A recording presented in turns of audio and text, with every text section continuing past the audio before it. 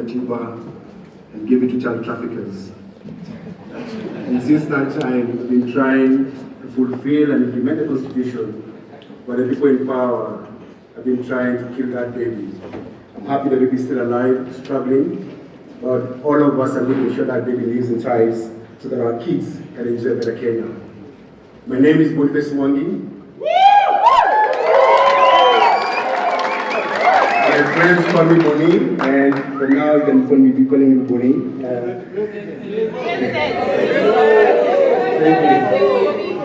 Thank you.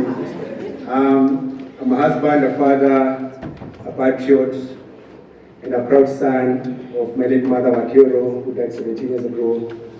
And I'm sure if she was in this room, she'd be very proud of the Kenya we dream about and the Kenya we want to build together. Like most of you, I love this country deeply. And I've been in the forefront of fighting for a better country for the last 20 years. I've been in the streets with you, and every time we go to the streets, they push us back. They call us paid activists. They call us hooligans. They call us terrorists, but you're not. You're all patriots. You're a better country. When you bring issues, you bring sideshows. And so we gather here today, we determine which direction our country is going to go. The future of our country is in our hands. No one else. No one else. And these people know that, and that's why we keep on bringing division to our process. Allow me, technological things, you know, the beauty.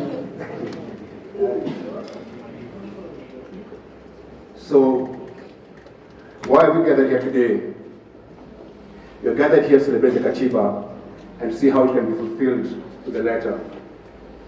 I have selected this great day to announce that I'm going to be running for the President of the Republic.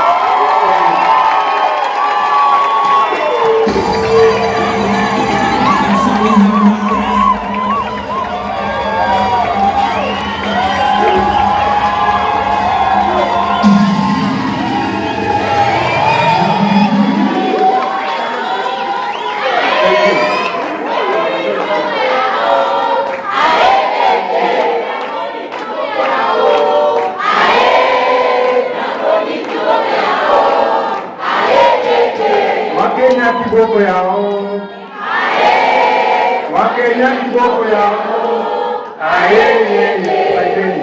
sisi ndio dawa yao. And you know it, I deeply love our country as you do, and like so many before who have sacrificed for us to be here today. From the Mau Mau, the land and freedom army who fought for our country for independence. From the 60s, Pioga Mapinto, who was killed 64, Tom Mboya 69, J.M. Kariuki in the 80s, and Lugosi, and many others who came before us, and the people who met in this same room for many years to fight our new Katiba. The Katiba we have today came through toil, bloodshed, and tears, and now we must work together to ensure that it leads to spirit. Friends, our country is broken and in danger of becoming a failed state. The truth is, things are depleted and depressed for our people.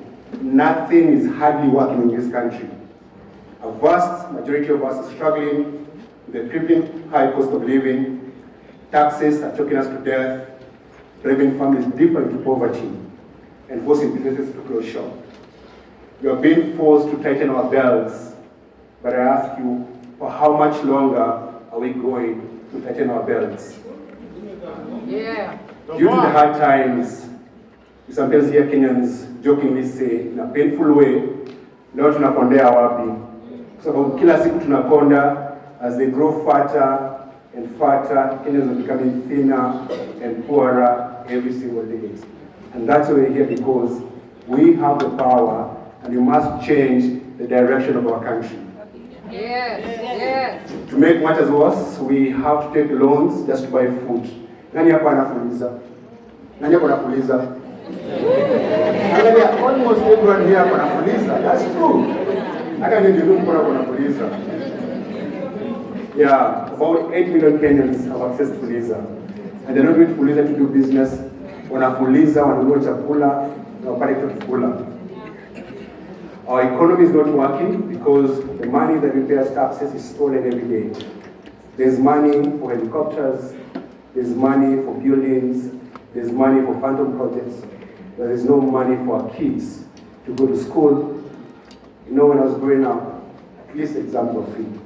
Now they say you go to school, it's the school fees, and exams you have to pay for. There's money for everything else apart from Kenyans, and that's why we're here. Our taxes are wasted, and the reckless borrowing is not enough to finance the lifestyle of a few greedy men and women in power. Our political class are the highest paid in the world, but still can't keep the itchy fingers off our coffers. Today, 8,300 Kenyans own 99% of this country. They own the companies, they own the land, they own everything in this country. The other 1%, the 99% of us, own only 1% of this country. So 8,000 people own the entire country, the rest of us own 1%. And it is not enough. Even the money that should be for serving us is now in their hands. And so, as it gets worse and worse, our national debt has ballooned. Between 1963 and 2013, our national debt was 1.9 trillion shillings. Today, our national debt is 11.5 trillion, without any justification or corresponding development. Every child born today in this country is born into debt. When you go home and you and your partner or your wife and you make love and you have this bundle of joy, comes as a bundle of debt. Siku hizi ukizaa unazaa deni, because a child is born into debt. Every single person in this country owes 230,000 shillings. Every single person. The equivalent of 5-year rent in Kibera, where 250,000 people live in shanty homes. So, comrades, where do we go? Unemployment is very high, and there's no hope in sight. Our children nowadays have to write their obituaries before they go to the streets, because standing up for your country can get you killed. And what can you say about our children who are forced to sell their bodies for food or sanitary pads? And then you have a president who pardons pedophiles. Our country is no longer safe. A few months ago, I was stripped naked, shamed, and humiliated because my government conspired with the Tanzanians. But I survived because of your love and your courage. That's